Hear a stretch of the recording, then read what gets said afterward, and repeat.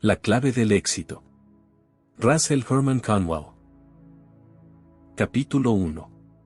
Observación, la clave del éxito. Hace años remontamos el río Ganges en la India. Yo era entonces corresponsal viajero, y visitamos Agra, la ciudad sagrada del norte de la India, yendo de allí al Taj Mahal. Luego alquilamos una yunta de bueyes, a fin de que nos llevara a través del país 22 millas, para visitar la casa de verano de Akbar, el gran mogol de la India. Es una ciudad maravillosa, pero muerta. Nunca he lamentado haber atravesado ese país.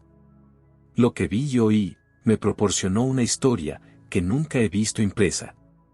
Harper's Magazine publicó recientemente un artículo ilustrado sobre la ciudad, de modo que si consiguen los archivos, podrán encontrar el relato de esa maravillosa ciudad muerta en Futtehpore Sikri. Mientras nos enseñaban aquellos edificios, el viejo guía, lleno de sabiduría oriental, nos contó una tradición relacionada con la historia antigua de aquel lugar, la cual me ha servido a menudo, como ilustración de las ideas prácticas que deseo exponer. Lo escribí en los rastros de gallina, de la lengua corta, que ahora son difíciles de descifrar, pero recuerdo bien la historia. Decía que en aquel lugar había un hermoso palacio antes de que el gran mogol lo comprara. Ese palacio anterior era el escenario de la historia tradicional. En el palacio había un salón del trono, y en la cabecera de ese salón había una plataforma elevada, y sobre la plataforma estaba colocado el trono de oro bruñido. Junto al trono había un pedestal, sobre el que descansaba la maravillosa corona de plata que el emperador llevaba, cuando su palabra debía ser ley real. En otros momentos, no era más que un ciudadano ordinario. Pero cuando asumía esa corona, que era de plata, porque entonces la plata valía mucho más que el oro, su mandato era tan absoluto como la ley de los medos y los persas. El guía dijo que cuando el viejo rey, que había gobernado aquel país durante muchos años murió, se quedó sin herederos, sin dejar a nadie que reclamara aquel trono, ni que llevara aquella corona de plata. El pueblo, que creía en el derecho divino de los reyes, no estaba dispuesto a aceptar que gobernara una persona, que no hubiera nacido en la línea real. Desperdiciaron 12 años buscando algún sucesor, algún pariente del difunto rey. Finalmente, el pueblo se sumió en la anarquía, cesaron los negocios, la hambruna se extendió por la tierra, y el afligido pueblo recurrió a los astrólogos, sus sacerdotes, para encontrar un rey. Los astrólogos, que entonces adoraban a las estrellas, se reunieron en aquel salón del trono y, consultando sus curiosas cartas, preguntaron a las estrellas, ¿dónde encontraremos un sucesor para nuestro rey? Las estrellas les respondieron, mirad arriba y abajo de vuestro país, y cuando encontréis a un hombre, a quien los animales sigan, el sol sirva, las aguas obedezcan y la humanidad ame, no necesitaréis preguntar quiénes fueron sus antepasados. Este hombre será uno de la línea real, con derecho al trono de oro y a la corona de plata. Los astrólogos se dispersaron, y comenzaron a preguntar al pueblo, ¿habéis visto a un hombre a quien sigan los animales, sirva el sol, obedezcan las aguas y ame la humanidad?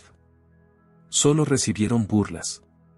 Por fin, en sus viajes, un viejo y gris astrólogo encontró el camino hacia las profundidades de las montañas del Himalaya. Le sorprendió una tormenta de diciembre y buscó refugio en la cabaña de un cazador en la ladera de una montaña. Aquella noche, mientras yacía despierto, llorando por su pueblo sufriente y moribundo, oyó de repente el aullido de una bestia salvaje que venía valle abajo. Escuchó mientras se acercaba.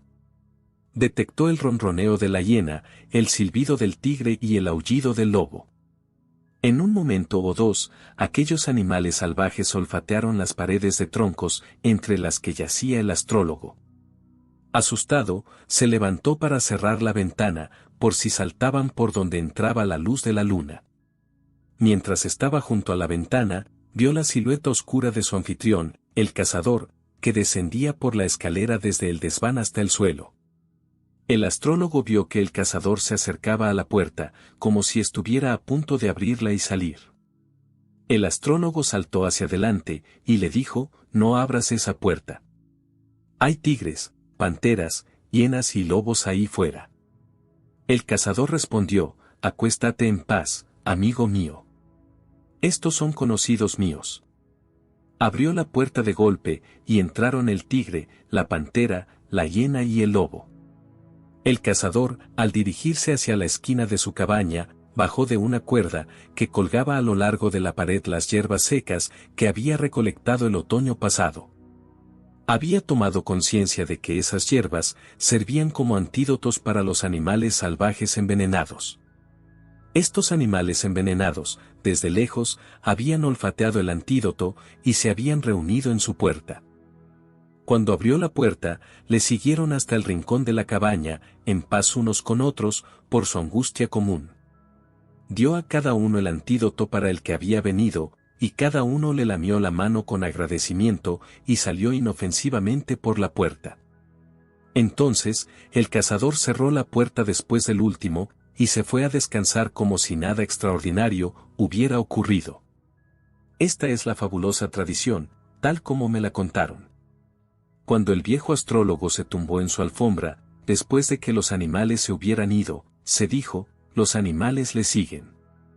Y entonces captó el mensaje de las estrellas, y expresó, puede que este cazador sea el rey, pero pensándolo mejor dijo, oh, no, no es un rey. ¿Cómo se vería en un trono de oro y con una corona de plata, ese ignorante hombre de las montañas, con los cuernos en la mano? No es el rey. A la mañana siguiente hacía frío y deseaban un fuego, así que el cazador salió fuera y recogió algunas hojas y palos. Los puso en el centro de la cabaña, en la planta baja. Acto seguido, corrió una cortina que ocultaba un cristal instalado en el techo, el cual había colocado allí al darse cuenta de que dicho cristal concentraba la luz solar en un punto específico sobre el suelo. Entonces el astrólogo vio que, al acercarse ese punto de luz a las hojas y los palos con la salida del sol, los palos empezaron a crujir. Luego, las hojas empezaron a enroscarse, surgieron pequeñas espirales de humo, y se encendió una llama. Mientras el astrólogo contemplaba aquella llama naciente, se dijo a sí mismo, el sol ha encendido su fuego. El sol le sirve, y los animales le siguieron anoche, después de todo, puede que sea el rey. Pero pensándolo mejor, volvió a decirse, oh, él no es el rey, porque, como me vería yo con toda mi nobleza heredada, con toda mi riqueza, cultivo y educación, como un ciudadano ordinario de un reino, del cual este tipo ignorante fuera rey? Es mucho más probable que sea yo. Un poco más tarde, el astrólogo deseó agua para beber, se dirigió al cazador, y éste le dijo, hay un manantial en el valle donde yo bebo. Así que el astrólogo se dirigió al manantial. Pero el viento soplaba y agitaba las aguas poco profundas, de modo que no pudo beber. El cazador dijo, ¿es rebelde ese manantial? Le daré una lección. Dirigiéndose a otro rincón de su cabaña, bajó un frasco de aceite que él mismo había recogido, y bajando al manantial con el frasco de aceite, dejó caer el aceite sobre las aguas. Por supuesto, la superficie del manantial se volvió de una plácida belleza. Cuando el astrólogo sumergió su reluciente cuenco en la centelleante corriente y participó de su refrescante calada, sintió en su interior el testimonio, este es el rey, pues las aguas le obedecen. Pero de nuevo vaciló y dijo, espero que no sea el rey. Al día siguiente subieron a las montañas, y allí había una presa que retenía, valle arriba, un gran embalse de agua. El astrólogo dijo, ¿por qué hay aquí una presa sin molino? Y el cazador expresó, hace unos años estuve en las llanuras, y la gente se moría por falta de agua. Mi corazón se compadeció de la humanidad que sufría y moría, y cuando volví aquí me di cuenta. Puedo detenerme aquí en este relato, y subrayar esta frase. Dijo, cuando volví aquí me di cuenta. Este es el secreto infalible del éxito. Deseo que seáis felices, deseo que seáis fuerzas poderosas de Dios y del hombre. Deseo que tengáis buenas casas, y buenas bibliotecas y dinero invertido, y aquí está el único camino abierto hacia ellos. Solo por este camino han viajado los hombres que han obtenido grandes éxitos. El cazador dijo, cuando volví aquí, me di cuenta de una roca que colgaba de la ladera de la montaña. Me di cuenta de que podía desprenderse fácilmente y de que formaría un excelente anclaje en el estrecho valle, para una presa. Me di cuenta de que una pequeña presa aquí retendría una gran masa de agua en la montaña. Dejé caer el peñasco, rellené para la presa y recogí el agua. Ahora, cada caluroso día de verano, salgo y excavo un poco más de la presa, y así mantengo el agua corriendo por el río durante la estación calurosa. Luego, cuando llega el otoño, vuelvo a llenar la presa y recojo el agua para el abastecimiento del año siguiente. Al oír esto, el astrólogo se volvió hacia el cazador y le dijo: ¿Sabe la humanidad de las llanuras que tú eres su benefactor? Sí, respondió él, lo han descubierto. Hace poco estuve allí, vendiendo las pieles que había cogido en invierno, y vinieron a mi alrededor, me besaron, me abrazaron y me acosaron con sus muestras de gratitud. Nunca volveré a bajar a las llanuras. Cuando el astrólogo oyó que la humanidad le amaba, se llenaron las 4 condiciones. Cayó de rodillas, tomó la mano córnea del cazador, miró su rostro lleno de cicatrices y le dijo: «Eres un rey nacido en la línea real». Las estrellas nos dijeron que cuando encontráramos a un hombre, al que los animales siguieran, el sol sirviera, las aguas obedecieran y la humanidad amara, sería el heredero con derecho al trono, y tú eres ese hombre. Pero el cazador dijo: ¿Yo un rey? Oh, yo no soy un rey. Mi abuelo era campesino. El astrólogo dijo: no hables de tu abuelo. Eso no tiene nada que ver. Las estrellas nos han dicho que tú eres el hombre. El cazador replicó: ¿cómo podría gobernar una nación sin saber nada de leyes? Nunca he estudiado derecho. Entonces el astrólogo cortó toda la discusión con una sentencia teológica citada de los antiguos libros sagrados, que daré en una traducción muy literal. No permitas que aquel a quien las estrellas ordenan gobernar se atreva a desobedecer su decreto divino. Ahora lo pondré en una frase un poco más moderna: nunca rechaces una nominación. Cuando el cazador oyó aquella decisión tan sabia, consintió en que lo condujeran al valle de Juna y al hermoso palacio. Allí lo vistieron de púrpura. Luego, en medio de la aclamación de la gente feliz y esperanzada, colocaron sobre su frente la insignia de la autoridad real, la corona de plata. Durante 40 años, según nos dijo el viejo guía, gobernó la nación y la llevó a una paz y prosperidad, como nunca antes había conocido, ni ha disfrutado desde entonces.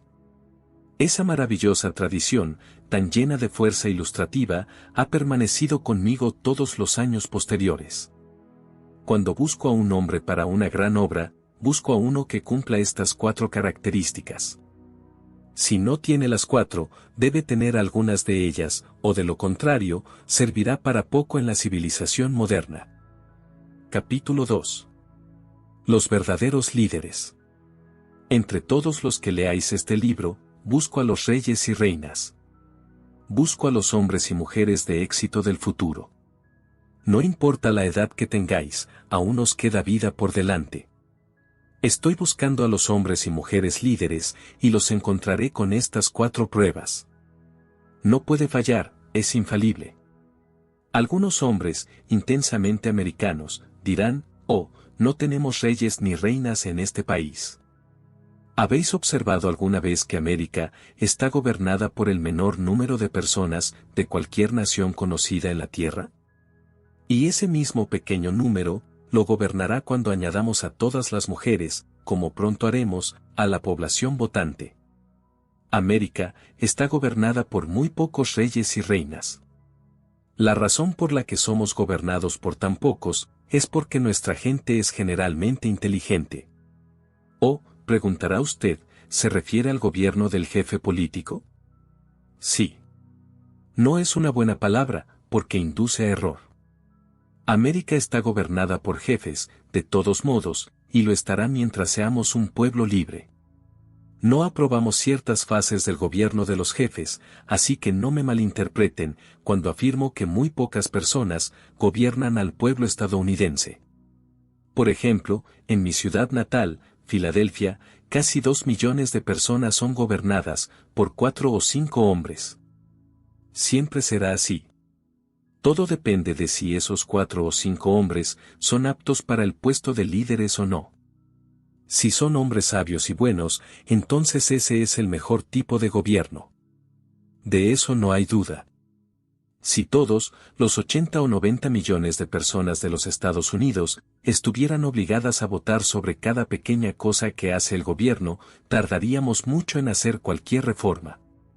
Un granjero inteligente construiría una casa. Como agricultor, se pondrá a trabajar y cortará él mismo la madera, la cepillará y le dará forma. Será el arquitecto de la casa, clavará todos los clavos, colocará las tejas y construirá la chimenea él mismo. Si es un hombre inteligente, contratará a un carpintero, a un arquitecto y a un albañil que conozcan su oficio, y les dirá que supervisen ese trabajo por él. En un país inteligente, podemos contratar a hombres que entiendan de Estado, de leyes, de economía social, que amen la justicia. Los contratamos como personas capacitadas, para hacer lo que nosotros no somos capaces de hacer.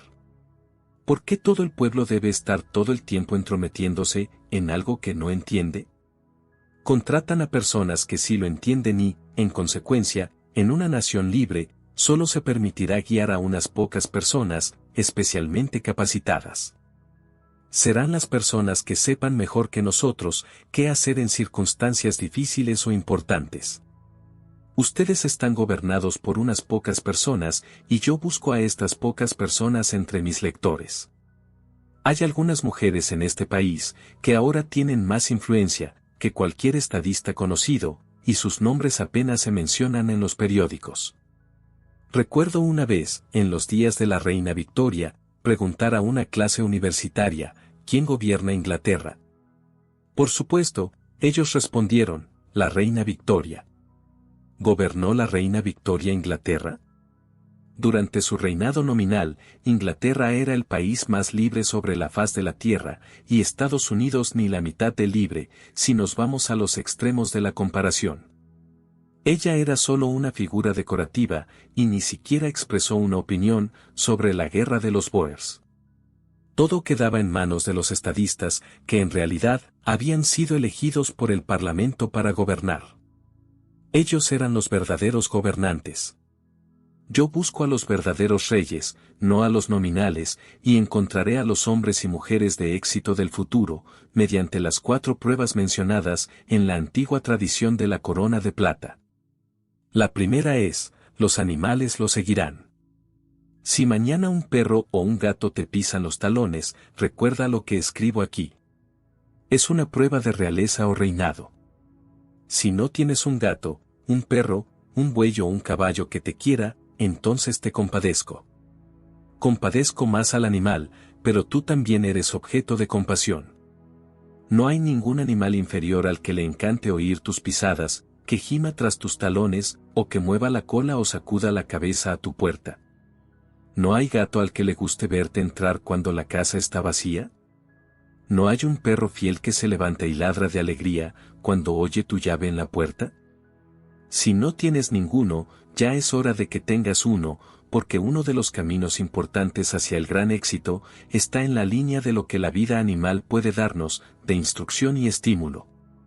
Ha llegado el momento en que un perro debería valer al menos $1000. Ha llegado el momento en que un caballo que ahora trota 1 milla en 2 minutos, debería trotar 1 milla en 55 segundos. Eso es científicamente posible. Ahora, ¿dónde están sus diáconos, y sus ancianos y sus líderes de clase, que no tienen un caballo en su ciudad, que trote 1 milla en 55 segundos? O, dirá algún buen hermano piadoso, yo no presto ninguna atención a los caballos trotadores. Soy demasiado religioso para gastar tiempo en ellos. ¿Es así? ¿Quién creó el caballo trotón? ¿Quién usó el lenguaje más pintoresco sobre la faz de la tierra, en el libro de Job, para describirlo? ¿Alguna vez tuviste un caballo trotador? ¿Has visto alguna vez un hermoso animal tan bien alimentado, tan bien cuidado, temblando en esa línea con sus crines agitándose, sus ojos brillando, sus fosas nasales distendidas y todo su ser alerta para el salto? ¿Oíste el disparo y lo viste partir? Si lo hiciste y no lo amaste, deberías ser expulsado de la iglesia. Ha llegado el momento en que un caballo puede ser tan útil como una universidad. Un día, en la Universidad de Yale, oí a un profesor de ciencias explicar a unos muchachos que un caballo alberga en su cuerpo una gran cantidad de fuerza eléctrica producida incesantemente por las actividades vitales. Si esa electricidad pudiera ser concentrada y retenida en un punto específico, un caballo podría permanecer inmóvil y hacer funcionar un motor eléctrico de 40 caballos de potencia. Avanzó aún más en su afirmación, al mencionar que un ser humano alberga dentro de su cuerpo, en su estado vivo, una cantidad significativa de electricidad, generada de forma constante. Si esta electricidad pudiera ser llevada a un punto determinado, le permitiría permanecer inmóvil y hacer funcionar un motor eléctrico de 10 caballos de potencia. Salí de aquella aula con una sensación de triunfo, pensando, después de todo, los holgazanes que se paran en las esquinas y fuman, van a servir para algo. Hace algunos años, en Europa, se diseñó una máquina de coser revolucionaria, en la cual una señora colocaba sus pies descalzos, y mediante su fuerza eléctrica, ponía en movimiento la máquina. Sin embargo, esta fuerza aún no era suficiente para hacer funcionar la máquina con la intensidad necesaria, como para impulsar la aguja y lograr una costura real. La única cuestión es conseguir más de la electricidad de esa señora a través de la máquina y asegurar la mayor potencia. Entonces, si un joven quiere una esposa valiosa, debe casarse con una, llena de relámpagos. El instante en que toda la fuerza motriz del mundo pueda provenir de la vida animal está a punto de llegar. Cuando finalmente se dé ese paso adicional, los gigantescos dirigibles elevarán vuelo, y llevarán con ellos un perro faldero. El dirigible no necesitará carbón, ni petróleo, sino solo la fuerza eléctrica de ese perro faldero. Y si suben lo suficiente para alimentar a ese perro, él proporcionará la energía para hacer funcionar los motores. Los grandes mares del aire estarán llenos de máquinas manejadas por perros falderos o por la electricidad del propio aviador. No está tan lejos como muchos de ustedes suponen, y es la mejora más necesaria de este tiempo, no tanto para la guerra como para la paz. Ha llegado el momento en que una gallina vieja puede convertirse en una gran instructora del mundo. Preferiría enviar a mi hijo a una vieja gallina que a cualquier profesor que haya visto en mi vida. Esa vieja gallina que araña alrededor de tu puerta, o que cacarea junto a tu valla, o arranca tus flores, sabe más de algunas cosas que cualquier profesor científico sobre la faz de la tierra. Ojalá supiera lo que hace esa vieja gallina. Pero hay algunos profesores que pretenden tener un intelecto maravilloso, que dicen, me gradué en Leipzig, o en Oxford, o Harvard, y no tengo tiempo para observar una gallina. ¿No tienes tiempo para observar una gallina? Amigo mío, ¿alguna vez intentaste hablar con ella? No, no lo hice, ella no tiene lenguaje. ¿Nunca la oíste llamar a las gallinas y las viste venir? ¿No la oíste regañar al gallo y lo viste irse? Pues bien, la gallina tiene un lenguaje de verdad, y ya es hora de que los profesores de ciencias entendáis lo que dice esa vieja. Pero, dice el profesor, no tengo tiempo para estar con una gallina. Siempre están por aquí, aunque nunca me fijo en ellas. Estoy estudiando las cosas más importantes del mundo. ¿No quiere venir un momento a mi estudio, profesor, y dejar que le examine? Ya ha examinado bastante a los chicos, ahora déjeme examinarlo a usted. Traiga todo lo que sepa de ciencia, y todas las aplicaciones científicas que se hayan hecho, y todos los instrumentos que se hayan usado, traiga todo lo que el mundo haya descubierto de química. Ven, y toma en tu mano un huevo de paloma, solo el huevo. Ahora, profesor, le dirá a la persona que está leyendo este libro donde, en este huevo, está ahora el corazón palpitante de la futura ave. ¿Puede decir dónde está? ¿O no, no puedo decir eso? Puedo decirle la química del huevo. No, no busco eso. Busco el diseño del huevo. Busco algo más divinamente misterioso que cualquier cosa de química. Ahora, profesor, ¿podría decirme en qué parte de ese huevo está el armazón óseo que aparecerá a continuación? No, no puedo decirle eso. ¿Dónde está el seno brillante y dónde las alas que darán la bienvenida al sol en su llegada? Nadie puede decirlo, dice el profesor. El profesor tiene razón. Aún no puede saberse. Sin embargo, en ese huevo está el mayor problema científico con el que el mundo ha lidiado jamás, el comienzo de la vida y el diseño dado por Dios. En ese huevo está el secreto de la vida. Profesor, dígame dónde comienza esta vida. El profesor dice, ningún hombre puede responder a preguntas como esa. Entonces, hasta que podamos responder, debemos quitarnos el sombrero cada vez que nos encontremos con una gallina ponedora. Porque esa vieja sabe por instinto, más que cualquiera de nosotros. Ella sabe directamente, a través de su naturaleza instintiva de Dios, algo sobre los comienzos de la vida, que nosotros aún no podemos entender. La última vez que vi al Dr. Oliver Wendell Holmes, el gran poeta de Massachusetts, me pidió que saliera a su patio trasero y viera sus gallinas. Me dijo que responderían a sus nombres. Pero resultó que eran como nuestros hijos, y no se exhibían ante la compañía. Pero no me cabe la menor duda de que aquellos pollitos que aún estaban con la gallina, respondían a sus nombres individuales cuando ella los llamaba. Estoy seguro de que aquel gran hombre comprendía a la gallina y a los pollos tan bien como Darwin a las palomas. Fue algo maravilloso para la ciencia, que hombres como Holmes y Darwin pudieran aprender tanto de la gallina. Me recuerda un acontecimiento actual en la vida del propio Dr. Holmes, aunque las biografías no parecen haberlo tenido en cuenta. Él y el señor Longfellow eran amigos muy íntimos. Siempre estaban bromeando entre ellos como dos niños, siempre jugando cuando se encontraban.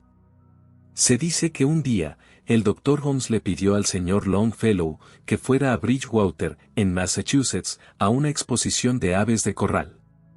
Y decidió ir, pues le interesaban mucho las gallinas.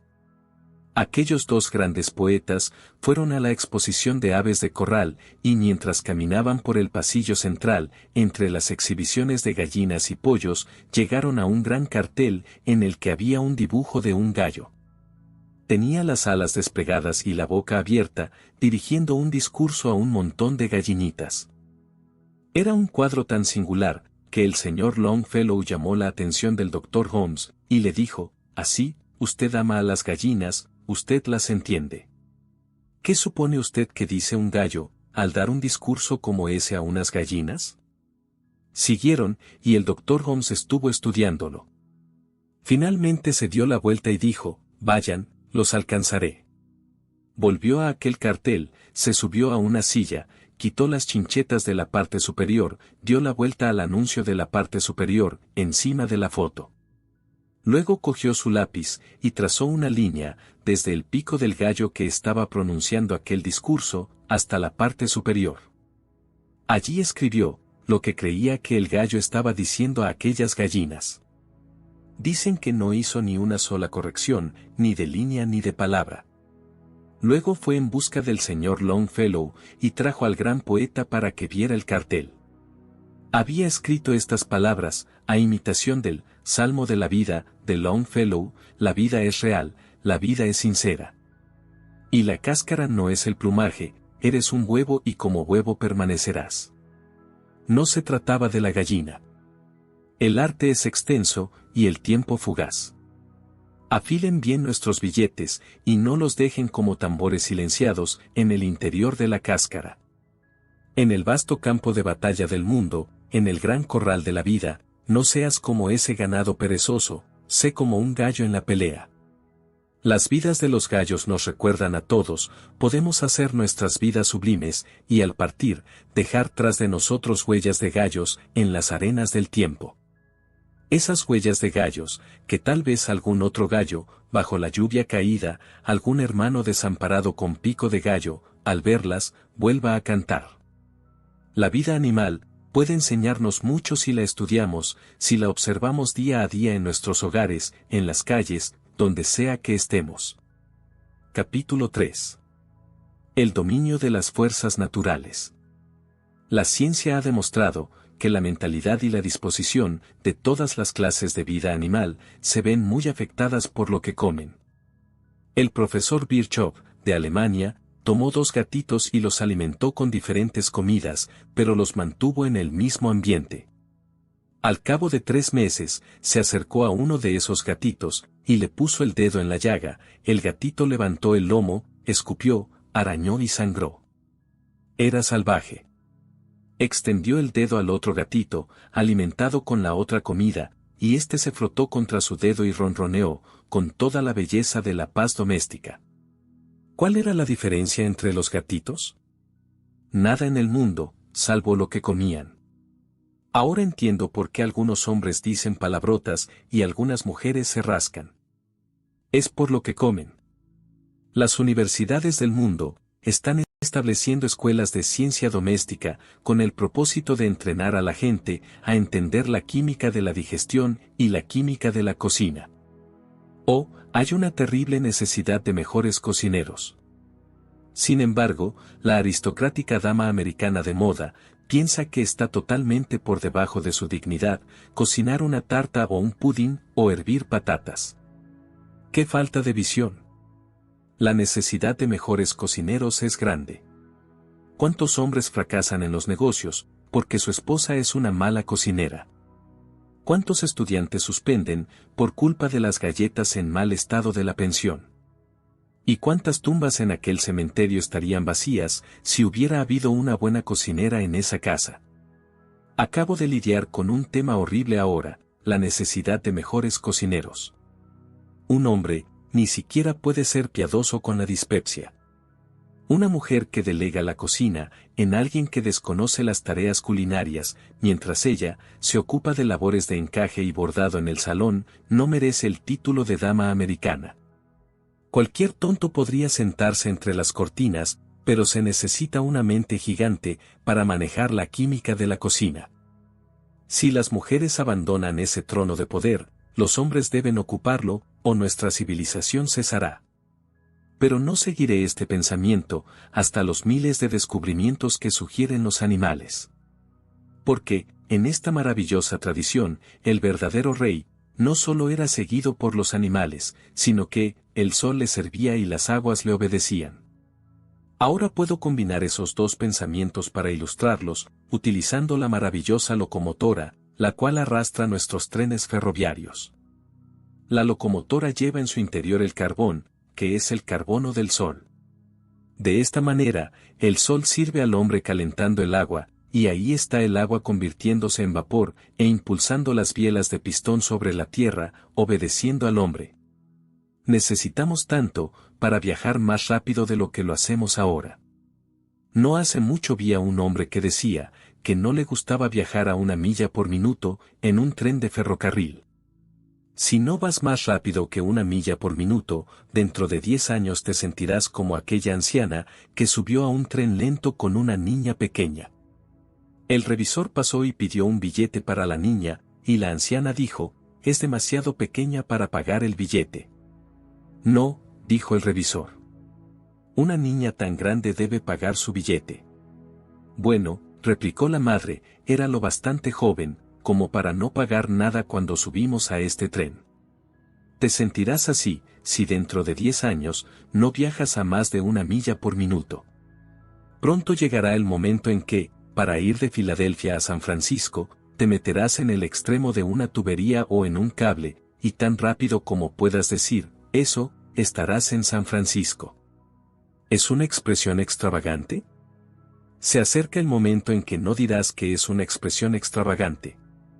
Mientras escribo esto, se está formando una compañía para tender ese tubo neumático de Nueva York a Boston, largamente contemplado. Han estado luchando en los tribunales por el derecho a tenderlo. Cuando lo terminen, se podrá colocar una carga de 100 kilos en el extremo neoyorquino, y posiblemente aterrizará en Boston en 1 minuto y 50 segundos. Ahora bien, ¿Qué impide hacer una tubería un poco más grande, meter a un hombre, y enviarlo en 1 minuto y 50 segundos? La única razón por la que no se puede enviar, con esa velocidad del rayo, es por la misma razón, tal vez, que dio el irlandés, cuando se cayó de un edificio alto y le preguntaron, ¿no le dolió la caída? No, no fue la caída lo que me dolió, fue el detenerme tan rápido. Esa es toda la dificultad que hay en utilizar ahora esos tubos neumáticos para el desplazamiento humano. Necesitamos esos inventos ahora, y pronto encontraremos a los inventores. Los encontraremos graduados de alguna universidad o de alguna gran escuela científica en Harvard, Yale, Oxford o Berlín. Puede ser. Yo no diría, mientras presido una universidad, que no encontraréis a esas personas allí, ya que puede que así sea. Volvamos atrás en el tiempo juntos y observemos dónde se hallan estos hombres y mujeres. Viajen al norte de Inglaterra y desciendan 3 kilómetros a través de un pozo de carbón subterráneo, donde hallarán a un joven, arrancando una capa de carbón de 1,5 pies de espesor. El pelo le sobresale del sombrero, tiene la cara manchada y los dedos cubiertos de hollín. Sin embargo, sigue cavando y silbando. ¿Es un rey? Uno de los más grandes que el mundo haya visto. La reina Victoria, al presentar a su hijo, que desde entonces es rey, a ese joven, le dijo, «Te presento, hijo mío, al hombre más grande de Inglaterra». ¿Cómo? Este pobre minero, que solo ha ido a la escuela unos pocos meses en su vida. Aunque no había asistido a una escuela diurna, había estado aprendiendo todo el tiempo en la Universidad de la Experiencia, en la gran universidad del mundo, la observación cotidiana. Cuando un hombre así se gradúa, obtiene el grado más alto posible, no necesita recomendaciones. Entremos en la mina y preguntemos al minero su nombre. Joven, ¿cómo se llama usted? Stevenson. El inventor de la propia locomotora. Oh, ¿dónde están vuestros reyes, oh, hombres? Pueden estar en la mina, en la montaña, en la casucha o en el palacio, donde quiera que un hombre observe lo que otros no han visto. Donde quiera que un hombre observe en su trabajo diario, lo que otras personas no han notado, allí se encontrará el rey. ¿Alguno de mis lectores es lechero? ¿Se desaniman cuando los arroyos se congelan en invierno? Ahora bien, había un lechero en Virginia Occidental, no hace muchos años, que iba al tren cada mañana con la leche de la granja, y mientras ponían la leche en el vagón, estudiaba la locomotora parada en la estación. ¿Qué sabes tú de una locomotora? Oh, no sé nada de eso. ¿Es así? Las has visto y montado tras ellas toda tu vida, y las has visto paradas en la estación, has mirado la inmensa estructura con cierto respeto, pero no sabes nada de ella, y luego esperas ser un hombre de éxito. Aquel joven se interesó por la locomotora, y mientras estaba allí de pie la observaba, la medía, le hacía preguntas al maquinista sobre ella. Un día, el maquinista, al ver su interés, lo llevó a la aguja y le enseñó a encender el vapor, a apagarlo, a dar marcha atrás, a tocar la campana, a accionar el silbato y todo lo demás. Se fue a casa, y por las tardes hacía dibujos de la locomotora. 2 años después, el mismo tren pasó por el apartadero. Entonces el maquinista y el fogonero fueron a desayunar a una casa, dejando la locomotora sola, esperando a que quitaran la nieve de la vía, que había rodado montaña abajo. Mientras estaban ausentes, una válvula de la locomotora se abrió accidentalmente.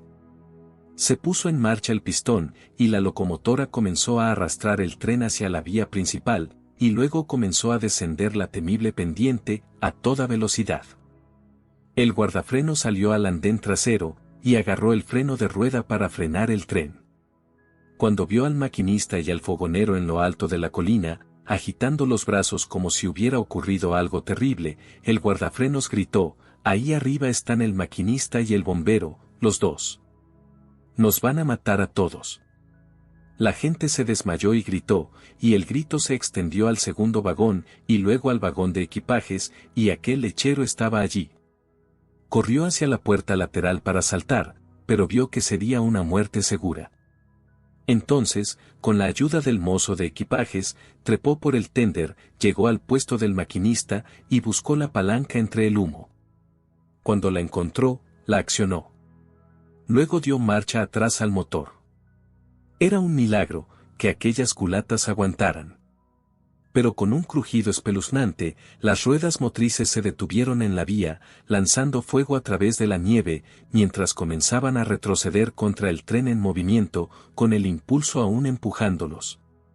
Sacudió el tren, hasta romper todos los cristales. Cuando el tren se detuvo, los pasajeros bajaron para comprobar quién lo había hecho. Descubrieron que lo había hecho aquel joven, que les había salvado la vida, y se lo agradecieron con lágrimas.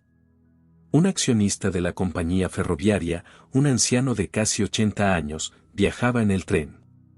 Aquella noche acudió a la junta de accionistas y contó la historia de su escapada por los pelos, en aquel tren. Desde entonces, aquel lechero es uno de los propietarios de ferrocarriles más ricos del mundo. ¿Qué crees que ha sido de los otros lecheros, que fueron al mismo tiempo al mismo lugar y se sentaron en el borde de la plataforma y balancearon sus pies? ¿Qué habrá sido de ellos? Pregunta a los vientos que bajan de los montes Allegheny, ¿dónde están los otros lecheros? Los vientos responderán, están yendo a la bomba allí aún. Siempre fue igual. Se mire por donde se mire, el éxito en cualquier rama de realización depende de esta capacidad de obtener la propia educación cada día sobre la marcha, a partir de los acontecimientos que nos rodean ahora. El rey se encuentra allí, donde una persona se da cuenta de aquello que otros hombres no ven. Capítulo 4. ¿A quién amará la humanidad? Los grandes hombres de ciencia, y necesitamos más, a menudo no reciben todo el crédito que se les debe, porque no se han graduado en alguna parte. Me parece que hay un sentimiento en estos últimos días de crear una aristocracia entre los hombres que se han graduado en alguna universidad rica. Pero eso no determina la vida de un hombre. Puede ser una tonta tiranía por un tiempo, pero sin embargo, cada hombre y mujer debe finalmente tomar el lugar donde él y ella están mejor capacitados para estar. Así como hacer las cosas que él y ella pueden hacer mejor y las cosas sobre las que él y ella realmente saben. El lugar donde se graduaron, o en qué momento, no contará mucho tiempo en la carrera de la vida práctica. Necesitamos grandes científicos, ahora más que nunca. ¿Dónde los encontraremos? No los encontraremos donde vino ese hombre científico que inventó una mejora del reloj de cuco. Su reloj, en vez de decir, cucú, cucú, cuando marcaba la hora, decía, te quiero, te quiero. Aquel hombre dejó el reloj en casa con su mujer por las noches, mientras él estaba por ahí en el club, pensando que eso sería suficiente protesta de su amor. Sin embargo, cualquier hombre sabe que no se puede hacer el amor con maquinaria. Eso no era más que una supuesta idea científica. Leí no hace mucho que un gran hombre científico dijo que el amor y la adoración son solo los resultados agregados de causas físicas. Eso no es cierto. El amor y la adoración son algo más allá de las causas físicas. Los hombres educados deberían saber mejor que nadie decir algo así. Hay muchas cosas valiosas que todo hombre sabe, hasta que las ha desaprendido en una universidad. Existe el peligro de que un hombre reciba tanta educación que no sepa nada de verdadero valor, porque su educación inútil ha expulsado lo útil de su mente. Es como un perro que tuve de niño. Era un perro zorro muy bueno. Un día, se me ocurrió exhibirlo ante los chicos. Soltamos al zorro en la puerta del granero, que estaba abierta lo suficiente como para que el perro viera salir al zorro. Entonces empezó a gemir y a aullar para salir. Salí corriendo y dejé caer un poco de pimienta roja, donde el perro probablemente seguiría al zorro por la colina. Luego volví y abrí la puerta. El perro salió corriendo tras el zorro, pero pronto empezó a ingerir la pimienta roja. Entonces empezó a gemir y a aullar, y se detuvo, se dio la vuelta, y corriendo hacia el arroyo, metió la nariz bajo el agua. Desde el momento en que se graduó en aquella Universidad de la Pimienta, nunca más quiso seguir a un zorro. Había añadido educación en la dirección equivocada, y así es a menudo con estos hombres científicos. ¿Saben ustedes que el hombre más humilde, cualquiera que sea su ocupación, realmente sabe instintivamente ciertas cosas mejor, por no haber ido mucho a la escuela? Es muy fácil sesgar la mente. Cuando un niño aprende geometría, el profesor le dice, 2 líneas paralelas nunca pasarán juntas. El niño puede levantar la vista y preguntar, ¿para qué me dice eso? Todo el mundo sabe que 2 líneas paralelas nunca discurren juntas. ¿Pero cómo lo sabe? Nace con él. Sus instintos naturales se lo dicen. Es lo que llamamos un axioma, una verdad evidente. Está por encima de todo argumento y de todo razonamiento posible. Sabemos que 2 mitades son iguales al todo. Sabes que cuando cortas una manzana por la mitad, las 2 mitades son iguales al todo. Se lo dices a una clase de geometría, y te responden, ya lo sé, todo el mundo lo sabe. Por supuesto que todo el mundo lo sabe, debido a que es un hecho científico natural, que no se puede cuestionar razonablemente. Pregúntale a un hombre, ¿sabes que existes? Él mira con asombro y dice, pues claro. ¿Acaso no sé que existo? Sé que estoy aquí, que este soy yo, que no soy la señora Smith ni ninguna otra persona. Claro que lo sabes. ¿Pero cómo lo sabes? Por un instinto dado por Dios, que vino al mundo contigo. Ningún científico o escuela en la Tierra podría refutar eso, o probarlo, tampoco. Es un hecho evidente. Sé que soy una identidad personal inteligente, y que habito en este cuerpo de alguna manera misteriosa. Sé que es mi mano, pero lo que poseo no soy yo. Sé por un instinto infalible que soy un ser espiritual, que está separado de esta materia. Tú también lo sabes.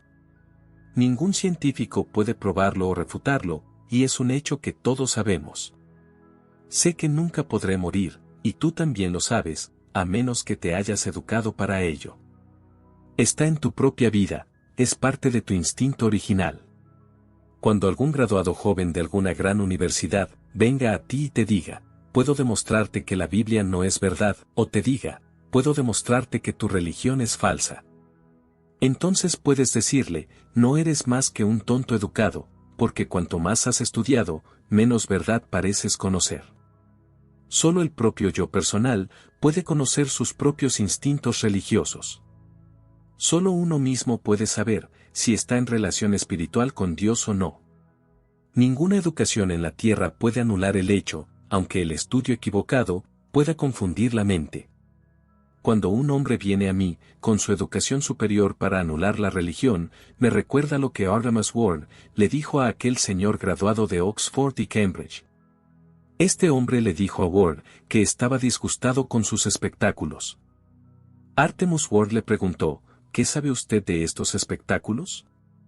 Y él respondió, lo sé todo sobre ellos. Me licencié en 2 universidades. Entonces Artemus Ward le dijo, me recuerdas a un granjero de Maine, que tenía un ternero que robaba la leche de 2 vacas, y cuanta más leche obtenía más grande era. Tal es a veces el efecto de la educación sobre la vida religiosa, cuanta más educación mental de algún tipo recibes, menos puedes conocer tus instintos religiosos naturales. Hay una gran necesidad hoy en día, y las oraciones suben al cielo ahora por hombres y mujeres, a quienes la humanidad ame, amor porque son grandes benefactores. Amor porque, mientras están haciendo dinero, o ganando fama u honor para sí mismos, están bendiciendo a la humanidad a lo largo de todo el camino. No debo discutir ahora. Os ilustraré, porque podéis recordar las ilustraciones y podríais olvidar un argumento. Hay una gran necesidad de artistas. Nunca hubo tanta necesidad en el progreso de la civilización cristiana como ahora de grandes pintores. Todas estas paredes deberían estar cubiertas de magníficas pinturas que enseñaran alguna gran verdad divina, y cada escuela, sí, cada granero, debería tener algún cuadro que instruyera e inspirara. Todos nuestros niños tratan de ir al cine, y eso demuestra el poder que tienen las imágenes para la instrucción de la humanidad. Necesitamos miles de artistas. No me sorprende que un hombre de Nueva York reciba un salario de $35,000 al año por trabajar en películas en movimiento porque se da cuenta de algo que otras personas no han visto. No me sorprende que una gran tienda de esa ciudad pague a un publicista un sueldo de $21,000 al año. Él puede ver lo que el resto del público no ve. Necesitamos grandes artistas, cientos de ellos. ¿Dónde van a encontrarlos? Usted dirá, en la Escuela de Arte, en la Galería Nacional de Londres, o en el Louvre de París, o en Roma. Puede que así sea. Pero es algo desafortunado para su teoría, que uno de los más grandes pintores de América haya pintado con la cola de un gato. Es interesante notar que el hombre que fue galardonado con el máximo premio en la Exposición Universal de Chicago, por su cuadro de paisaje, nunca recibió una lección en su vida sobre color o dibujo. Pero eso no argumenta contra las lecciones, ni contra las escuelas o universidades. No me malinterpreten. Solo estoy haciendo hincapié en mi tema especial. Él se llevó el premio más alto, y nunca fue a una escuela de arte en su vida. Si hubiera asistido a la escuela, el profesor podría haber intentado enseñarle algo y así debilitar su mente.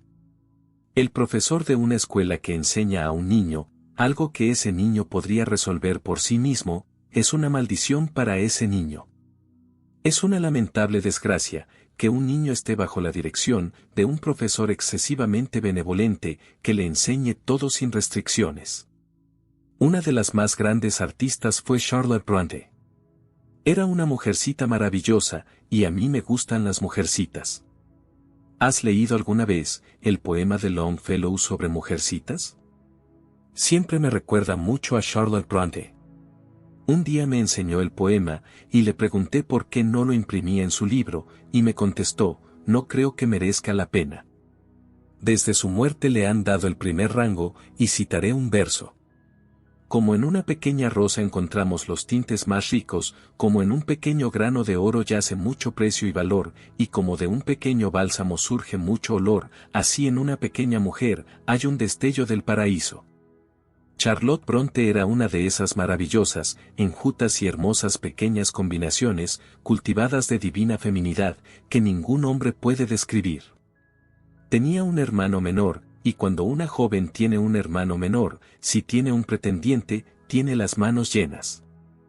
Este hermano menor carecía de destreza mental, al igual que de habilidad manual, lo que le hacía inapropiado para ser artista. Pero su hermana estaba decidida a que fuera pintor, y lo llevó a la costa, al pueblo y a los bosques, y le dijo, fíjate en todo, y fíjate bien. Finalmente, consiguió un segundo premio. Entonces su hermanita le echó los brazos al cuello a su hermano y le besó, y le dio las gracias por haber conseguido aquel premio.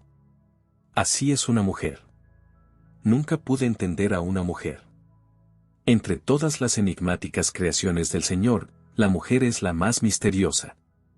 Charlotte Brontë era semejante a una anciana que solía conocer en mi pueblo natal. Esta mujer agradecía con lágrimas a su marido, por criar un rebaño de ovejas que ella misma alimentaba todas las mañanas, durante el invierno, antes de que él se levantara de la cama. Finalmente, el hermano menor de Charlotte Brontë se disipó y murió, y luego murió su padre, y cuando los ministros llegamos a viejos, también podemos morir.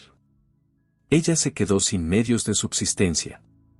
Pero cuando se lo contó a sus amigos, le dijeron, tienes una educación universitaria, Charlotte. ¿Por qué no escribes algo? Ahora descubrimos que lo primero que escribió fue Jane Eyre, la maravillosa historia, por la que al final recibió $38,000. La reina Victoria invitó a esa humilde muchacha a su palacio de Windsor, por su maravilloso genio. ¿Cómo llegó a escribir un libro así? Sencillamente porque se había fijado tanto, por el bien de su hermano, que de la plumilla de su pluma brotaban esas hermosas descripciones, con la misma naturalidad, con que las ondas del agua bajan por la ladera de la montaña. Siempre es así. Ningún hombre se da a sí mismo para el bien de otros en el espíritu correcto, sin recibir 100 veces más en este tiempo presente. Voy a profundizar un poco más en este pensamiento. Deseamos grandes pintores, pero no anhelamos más artistas, como aquel hombre que representó a los israelitas saliendo de Egipto con mosquetes al hombro, llevando las iniciales de Estados Unidos en sus culatas. Pero más que artistas, necesitamos grandes músicos. Hay una enorme necesidad de música. Tenemos demasiado ruido, pero muy poca música de verdad.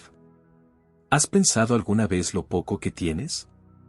¿Creen que un verdadero músico es simplemente un hombre que ruge hasta el si grave y chilla hasta el do agudo? ¿Qué terrible necesidad hay de la música que refina el corazón, ilumina la mente, que lleva la gloria y el cielo a los hombres? No tengo espacio aquí para extenderme en este pensamiento, la terrible necesidad que tiene la humanidad de música verdadera.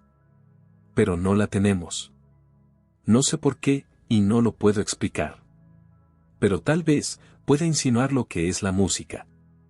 En Yale, tuve que ganarme la vida, y por eso, durante estos 44 años, he estado dando conferencias exclusivamente a fin de ayudar a los jóvenes a asegurar su educación universitaria. Me levantaba a las 4, y trabajaba en la New Haven House, de 4 a 8, para conseguir los comebacks de la mesa del desayuno, y poder vivir mi hermano y yo. Algunos días, sin embargo, cavaba patatas por la tarde y enseñaba música por la noche, aunque la primera era mi ocupación propia. A veces mis alumnos de música me invitaban a tocar algo para entretener a su compañía, y me daba cuenta de que cuanto más alto tocaba, más alto hablaban. A menudo decía, qué bajo nivel de cultura musical hay en New Haven. Pero aprendí algo cuando dejé la universidad. Aprendí que no era músico. Si hubiera sido músico, me habrían escuchado. Esa es la única prueba de la verdadera música. No hay otra. Si cantas y todo el mundo susurra, o tocas y todo el mundo habla, es porque no eres músico. Me atrevo a decírtelo aquí, cuando no me atrevería a decírtelo individualmente si estuviéramos solos. No hay persona en la tierra que consiga tantas mentiras por centímetro cuadrado como quien toca un piano. ¿A qué llamamos música? La música puede ser un asunto totalmente personal y llamarse música. Recuerdo al comandante Snow, de mi ciudad natal, que solía escuchar el ruido de la sierra en el aserradero. Cómo chirriaba y arañaba hasta hacernos daño en los dedos de los pies. Le preguntamos al viejo mayor por qué iba al aserradero los sábados, cuando podía ir cualquier otro día. Nos dijo, oh, chicos, no lo entendéis. Cuando era joven trabajé en un aserradero, y vengo aquí a oír cómo liman la sierra. Me recuerda a los viejos tiempos, y eso es música para mí. Fue educado hasta ese nivel, en el que limar una sierra era música para él, y así los hombres pueden ser educados de todas las maneras, en la llamada música. Pero no es la verdadera música. ¿Qué es la verdadera música? Fui a una hermosa iglesia en Nueva York, para intercambiar con el pastor, y un oficial de la iglesia vino por el pasillo cuando yo entraba, y me dijo, Señor, el coro siempre abre el servicio. Lo hicieron, lo abrieron.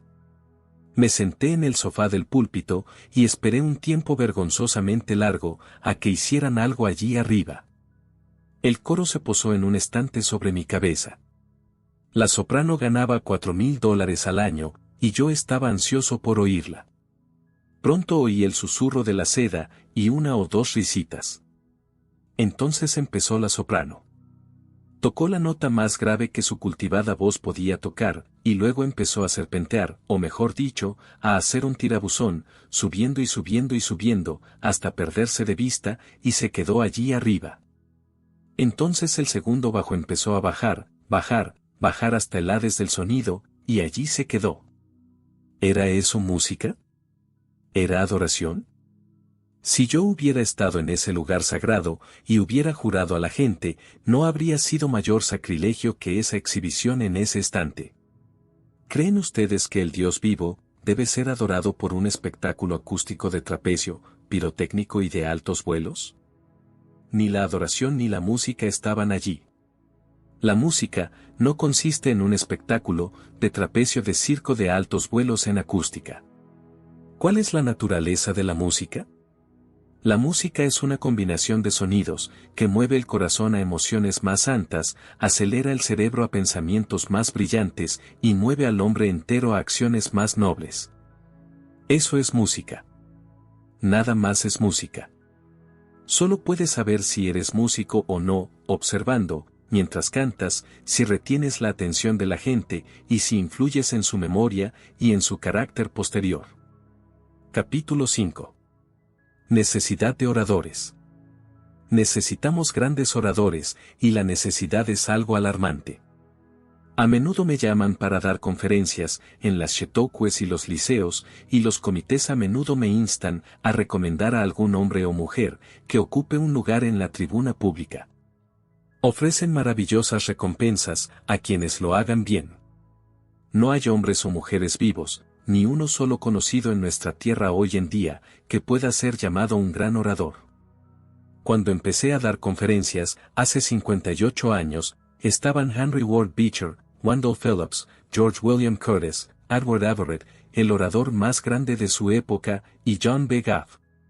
Considero un gran honor haber sido inducido por el señor Goff a subir a la plataforma de conferencias. Todos se han ido, y no han aparecido sucesores.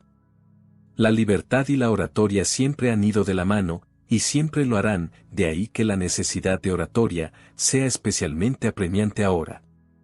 ¿Por qué carecemos de oradores? Los editores argumentan que el periódico ya ha llegado a todos los hogares y un hombre puede leer en su periódico un sermón mejor que cualquier discurso pronunciado. Así, se ahorra el costo del ministro y los problemas con el coro. Sin embargo, ese momento nunca llegará. Nunca se podrá vivir sin verdaderos oradores, no importa cuántos periódicos se tengan. Respeto a la prensa. He tenido algo que ver con su trabajo a lo largo de mi vida, pues he trabajado y he sido propietario de un diario. Pero debo decir que, después de todo, hay algo en el movimiento del dedo de un hombre vivo, algo en el destello de sus ojos, algo en el pisotón de sus pies. Pero mucho más en su poder magnético, que ningún tipo frío podrá expresar jamás. Nunca se puede expresar plenamente al hombre vivo, en plomo frío. ¿Por qué no tenemos grandes oradores? No creo que los periódicos lo impidan.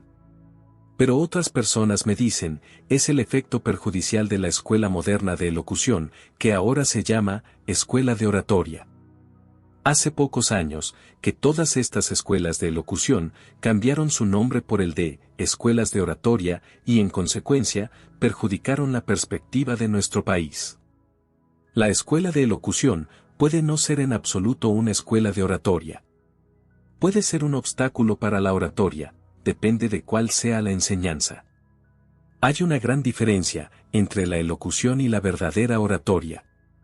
La elocución es un arte de expresión que todo maestro posee y enseña su propio arte. Pero la oratoria es la gran ciencia del discurso exitoso. El hombre que consigue lo que suplica es un orador, no importa cómo llame. Si llamas a un perro y viene, eso es oratoria. Si huye, eso es elocución. ¿Por qué no tenemos mejores oradores? Estas escuelas de elocución me recuerdan un incidente que ocurrió hace unos 17 años. No creo herir los sentimientos de nadie, al mencionarlo. El profesor de elocución estaba enfermo un día, y los chicos vinieron a buscarme. Querían que fuera porque el profesor estaba ausente, y resolví ir a entretener a esa clase y dejarla pasar por un recitado. Los profesores suelen hacer eso. Al entrar en el aula, le dije al chico del asiento delantero, ¿cuál fue la última lección que tuviste de elocución? Uno de los chicos dijo, Peter Piper, recolector de pepinillos, recogió 6 pimientos en vinagre. Si Peter Piper, recolector de pepinillos, recogió 6 picos de pimientos en vinagre, ¿dónde están los 6 pimientos en vinagre que Peter Piper recogió? Eso se llama ejercicio de labios en elocución. Le dije a ese joven, no voy a enseñar elocución. Pero me gustaría que subieras y dijeras eso a esta clase, como lo harías ante un público. El muchacho se acercó, y juntó las puntas de los pies y las manos a los lados, pues no había llegado al estudio del gesto. Gritó muy rápido y fuerte: Peter Piper, recogedor de pepinillos, recogió 6 picotazos de pimientos en vinagre. Sí, Peter Piper, pepenador, recogió 6 picos de pimientos en vinagre. ¿Dónde están los pimientos en vinagre que Peter Piper recogió? Era elocución, pero no oratoria. Me costó levantar a otro chico, pero al final lo conseguí.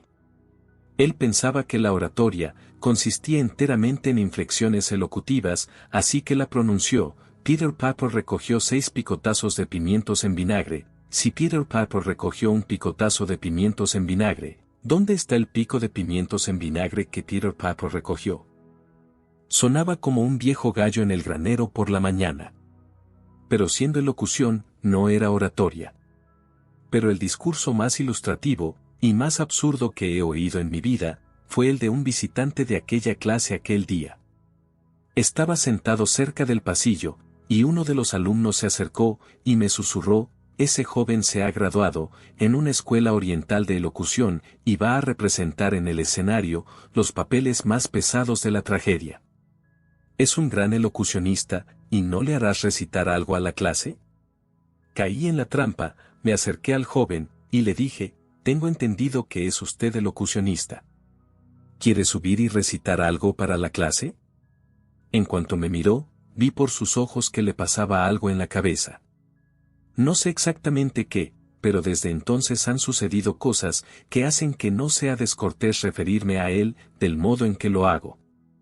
Le dije: por favor, sube y recita algo, y él respondió: ¿debo recitar lo mismo que los otros? Le dije: no hace falta que lo hagas, toma cualquier cosa. Dejó su bastón de cabeza dorada, lo mejor de él, en el suelo, y luego subió a la plataforma, se apoyó en la mesa, y me dijo: ¿debo recitar lo mismo que los otros? Le dije: puede hacerlo si lo desea, eres perfectamente libre de tomar lo que quieras. El profesor no está. Cuando el gato no esté, jugarán los ratones. Entonces empezó a prepararse para ese recitado. No había visto semejante comportamiento en mi vida. Se subió las mangas, se peinó hacia atrás, se sacudió, movió la mesa hacia adelante, y yo me deslicé hacia atrás junto a la puerta, y dejé la tarima abierta, pues no sabía lo que iba a hacer a continuación.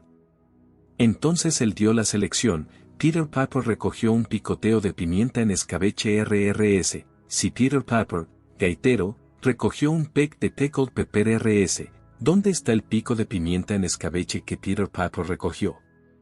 Hizo rodar en un aleteo la letra R en cada línea. La clase lo miró con asombro y aplaudió, hasta que lo repitió. Seguía siendo elocución, pero no era oratoria. Él pensaba que la oratoria consistía en hacer rodar las R, y rodar él mismo. Eso no es oratoria. ¿En qué lugar aprenden oratoria? La aprenden en la anticuada escuela, de esa vieja gallina en la puerta de la cocina, en alguna oficina, en algún salón o en alguna iglesia, donde los jóvenes o las jóvenes se reúnen y debaten. Ahí dicen naturalmente las cosas que quieren decir, y luego toman nota de los efectos de lo que debaten, la convicción o la acción posterior, de los que escuchan. Ese es el lugar para observar. Debes prestar atención, si quieres ser un gran orador. El mayor orador del futuro será una mujer. No han pasado 2 meses, desde que la dirección de una Chautauqua femenina dijo: podríamos dar $40,000 al año a cualquier mujer, que sea una mujer natural en la plataforma. Ganarían dinero con $40,000 al año, si contrataran a una mujer, que fuera una mujer de verdad. El problema es, que cuando las mujeres suben a la plataforma, tratan de cantar bajo, o tratan de hablar como habla un hombre. Y ahora hay tanta necesidad de mujeres oradoras. Me provoca pensar en ello. ¿Por qué no hay una gran mujer oradora como la señora Livermore, ahora que tanta falta hace? Capítulo 6. La influencia de la mujer. Si las mujeres votan, tendrán poca importancia a menos que sean líderes. No es una ventaja especial para el votante, poner ignorantemente un trozo de papel en una urna. Pero es muy importante, influir en 10.000 votos. Eso es lo que las mujeres deben hacer, si van a ejercer su derecho al sufragio, deben ser la influencia detrás del trono, no simplemente un votante. Cuando yo era niño en la escuela del distrito, vino una maestra sustituta, y todos amábamos a esa mujercita. Hacíamos todo lo que nos pedía. Un día aquella profesora sustituta, que no podía obtener un certificado de primera clase, copió un verso de un poema, y me pidió que lo leyera. Si la veloz flota del océano no puede surcar, y las poderosas olas no puedes mecer, sonríe ante las tormentas que te encuentres. Me pidió que lo leyera una vez, y luego dio la vuelta al papel y dijo, ahora, Russell, repítelo. Le dije, no me lo he aprendido de memoria. Ella dijo, no te lo aprendas de memoria. Lo intentaré de nuevo. Así que escribió el segundo verso. Si eres demasiado débil para viajar, por la montaña empinada y alta. Luego me dijo, ahora, Russell, léelo una vez, y fíjate bien en cada palabra, y no vuelvas a mirar una palabra por segunda vez. No sé ahora por qué me exigió eso, he buscado en muchos libros de psicología, y en muchos lugares para averiguarlo. No tengo explicación para esto, y les pido que piensen por mí, porque este es el hecho. Tomé el segundo versículo, y lo leí tal como ella me había dicho. Luego le dio la vuelta, y me dijo, por favor, repítelo. Le dije, no puedo repetirlo, no me lo he aprendido de memoria. Ella me contestó, no vuelvas a repetirlo. Cierra los ojos y haz un esfuerzo mental para ver esos versos, y luego léelo. Cerré los ojos y dije, oh, está todo oscuro. Entonces ella pareció muy perturbada y dijo, ahora, Russell, no digas eso. ¿No vas a intentar hacer lo que te pido? Pensé que la mujercita iba a llorar, así que le dije, sí, lo haré lo mejor que pueda. Ella me dijo, vuelve a cerrar los ojos y haz un esfuerzo decidido, con los ojos cerrados, para ver esa poesía como si la tuvieras delante. Cerré los ojos e hice ese esfuerzo, y la vi tan claramente, como si la hubiera tenido ante mis ojos abiertos. Mientras tuve los ojos cerrados pude ver los dos versos, y la leí entera, palabra por palabra, y la leí hacia atrás, palabra por palabra, hasta el principio. Pensé que había visto un fantasma. Fui a casa y le conté a mi padre lo que había pasado, y él bajó corriendo del prado a la escuela, y le dijo al maestro, si vuelves a caer en tus tontas supersticiones, no volverás a enseñar en esa escuela. Debió de ser incómodo para ella, y su secreto se fue a la tumba con ella, que yo sepa. Sin embargo, que no daría yo por poder poner ahora ante el mundo, lo que aquella mujer sabía. Todas nuestras instituciones educativas, por las que he trabajado todos estos años, no serían nada comparadas con ese único secreto, si pudiera daroslo. El secreto de ser capaz de contemplar una escena, cerrar los ojos y volver a verla, estudiarla en detalle. No he tenido un gran poder personal en esa línea. Pero he visto a un hombre, que cogía una columna del periódico de la mañana, y la leía, luego me pasaba el periódico, y lo leía con los ojos cerrados sin apenas cometer un error. No sé si alguna vez vi a alguien que fuera infalible, pero rara vez cometía un error. A menudo podía decirme dónde estaban la coma, el punto y coma, y otros signos de puntuación. No creo que haya un niño normal, que no sea mentalmente capaz de ese poder, si tiene un maestro que entiende cómo desarrollarlo. Aquel pequeño maestro, que solo tenía un certificado de segunda clase, sabía más de psicología, que muchos de los más grandes hombres, que presiden grandes instituciones. Hace algunos años, se encontraba en los Alpes el profesor Slayton, natural de Brighton, Inglaterra. Era uno de los mejores botánicos del país. Murió su esposa, y quedó con un niño de entre 5 y 6 años. Se alojaban en el Hotel des Alpes, en el Valle de Chamonix. Una mañana llevó a su hija al Mer de Glacé, y le dijo que volviera corriendo al hotel, que volvería por la tarde.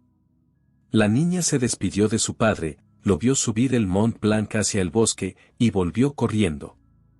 Al anochecer no regresó, y ella pasó la noche en vela, preocupada.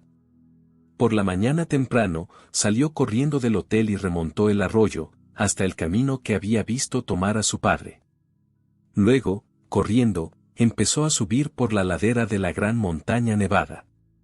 Llegó de pronto a un lugar, donde el sendero discurría a lo largo de un precipicio saliente, de 280 pies de perpendicular, alrededor de un promontorio de roca, que quedaba unos metros atrás. Cuando llegó a aquel lugar, sus pies resbalaron sobre la nieve del hielo resplandeciente. Y se deslizó hacia abajo y hacia el borde hasta tal punto, que sus dedos se engancharon en el musgo del borde, y un pie se apoyó, en un saliente de unos 2 centímetros de la roca. Mientras colgaba gritó, «¡Papá!». Su padre oyó el grito. Estaba tan abajo en el valle que no podía verla, pero oía su voz. La reconoció y sintió que lo necesitaba, la humanidad lo llamaba. Corrió a través del valle y subió por el sendero. Por el camino había un árbol cerca, del cual se había dado cuenta, de que había un hacha. Sacó el hacha y corrió hacia un árbol, donde había observado que había una cuerda, que los carboneros habían utilizado durante mucho tiempo, para bajar el carbón del acantilado. Cortó la cuerda con el hacha, tiró el hacha y, atándose la cuerda como había visto que hacían los guías, que llevaban a los viajeros por el mar de hielo, siguió corriendo, hasta que llegó al lugar donde su hijita había resbalado. Podía ver la raya de su pelo a 6 metros de profundidad, y todo era hielo deslumbrante. Su corazón debió de dejar de latir, pero de repente gritó: «Papá ha venido. Agárrate fuerte». Ella gritó: «No puedo aguantar más». Él se volvió y la amenazó: «Oh, padres, seáis quienes seáis, podéis salvar a vuestro propio hijo o hija de una muerte física o moral, enseñándoles a obedecer cuando son jóvenes». Sus dedos volvieron a tensarse, y él arrojó la cuerda, alrededor de la culata de un árbol que había observado, y se dejó caer rápidamente sobre aquel hielo.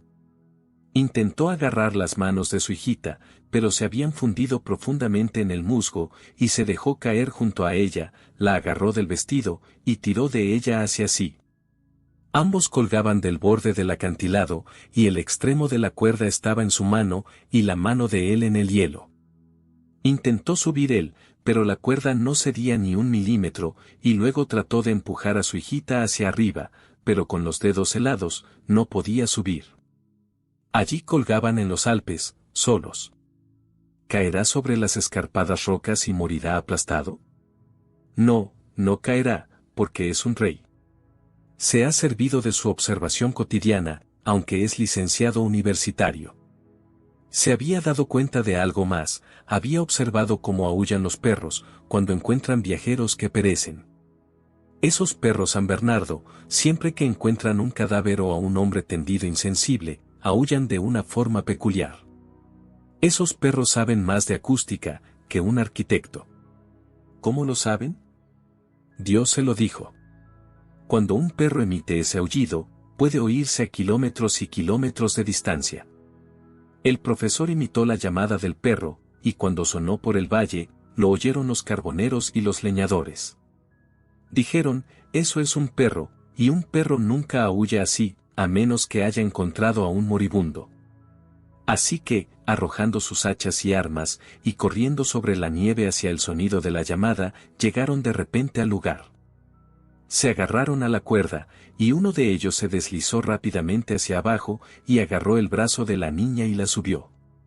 Luego agarró el brazo del profesor y lo levantó, mientras los otros tiraban de la cuerda. Así lo arrastraron hacia arriba. El profesor cayó sobre la nieve, y se desmayó. Pero era un rey. Oyó el grito de la humanidad, y cuando lo oyó, supo dónde estaba el hacha. Había utilizado su estudio cotidiano de tal manera, que sabía dónde estaba la vieja cuerda, y sabía cómo atarla, y sabía cómo pedir ayuda. Siempre que encontréis en la tierra, un hombre o una mujer de éxito, veréis que es un hombre o una mujer, que escucha la llamada de la humanidad. Alguien que ha utilizado de tal modo sus medios cotidianos de observación, que sabe dónde están las armas con las que librar esas batallas o dónde están los medios con los que llevar alivio a los hombres. No podría expresar mejor en sus mentes los sentimientos de ese profesor, que con una cita de una frase inglesa, que imprimió en inglés en sus libros científicos, aunque los libros se publicaron en francés. Vivimos para aquellos que nos aman, por quienes realmente nos conocen, por los cielos que se inclinan sobre nosotros y el bien que podemos realizar. Por los males que no tienen resistencia, por cada causa que requiere ayuda, por el futuro que se vislumbra en la distancia, por el bien que podemos hacer.